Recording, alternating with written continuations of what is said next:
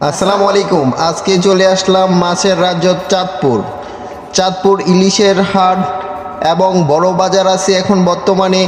সাগরে চলে আসলাম, যে সাগর দিয়ে চাঁদপুরের বড় বড় ইলিশগুলা চাঁদপুর আড়তে নিয়ে আসে। সরাসরি এখন চলে যাব চাঁদপুর আড়তে। সাথেই থাকেন, দেখতে থাকেন চাঁদপুরের বিখ্যাত ইলিশ মাছের বাজার।